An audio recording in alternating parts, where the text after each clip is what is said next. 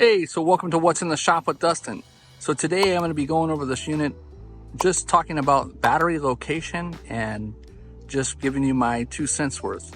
So I had Zach come out with me and he went ahead and tested the battery. But you know, a lot of owners, especially new owners, they don't understand that the battery is the life of the RV. Almost nowadays, everything is running off the battery. So on a travel trailer, batteries are always located up in the front for the most part.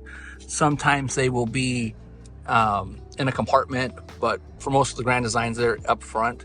This particular battery, and you'll see pictures here just a tiny bit, the battery is a Group 24 battery. And what we want you to keep in mind is that when the dealers get these units, they are the ones that are putting in the battery. Grand Design and the manufacturers do not supply them with batteries. So the dealership is picking out the brand of battery, the size of battery, and how many batteries. Now, as big as this unit is, and this is a pretty good size unit, you know, it's got one slide out on this side. It's got another slide out on this side, and it's full of electronics. So at the time of purchase, a unit this size should have had at least 2 Group 24s at a minimum, or had a dual battery box and put in 2 6-volts. Having the 2 6-volt batteries would be basically the same as saying, hey, here's 5 of those Group 24s. So a lot more dry camp time.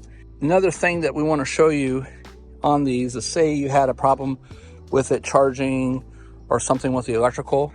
Well, underneath this corner here, oops, my grunts, you're going to see that there's 2 circuit breakers that are resettable circuit breakers that are right there. You want to make sure that you check the connections on those.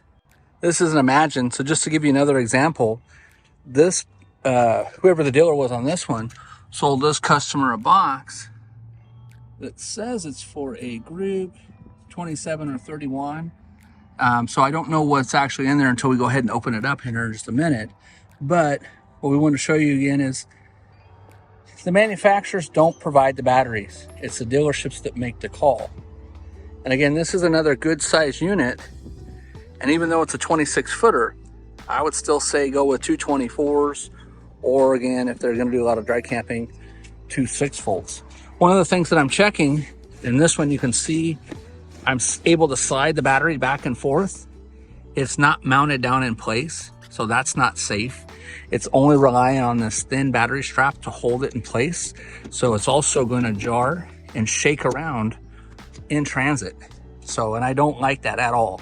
That's not good for the battery. That's not good for the battery plates. It can cause damage to it. So again, another view of it. Here's the battery. Let's say we stopped and it slid, you know, the only thing keeping it from sliding is this real thin battery strap. It also can yank on the cables and cause problems that way as well.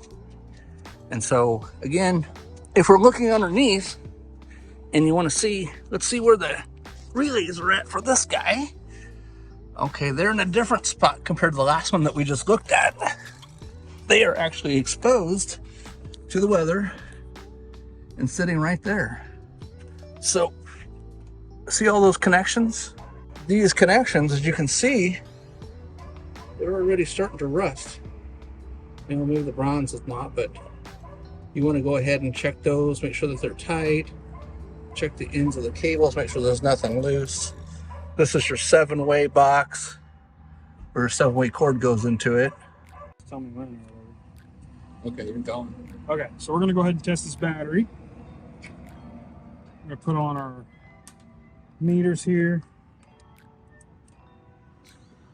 And as you can see, this is the Interstate battery analyzer we actually purchased from Interstate. So this unit's been plugged in for a while. You can kind of see the voltage is up at 13.13. Standard battery, after it's kind of sitting stationary, battery full, is going to be right around like 12.76. So we're going to put this thing under load and see what it does. So it's wanting us to check connections, make sure you got a good bite. So we're good now. Is it in vehicle, out of vehicle? We're not going to be doing any testing like with alternators or anything like that, so it's not really necessary to do it one way or the other. We can go ahead and put in vehicle. What type of battery is it? If you flip through here, you can see it gives you the different options. This is your regular pop top flooded battery. So we're going to go regular.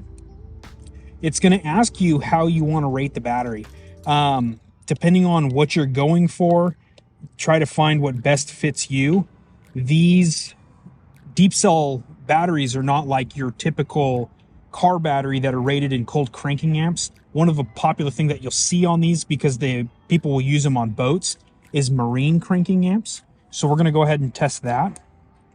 This one is rated at 690, so we're going to go ahead and run it down to 690.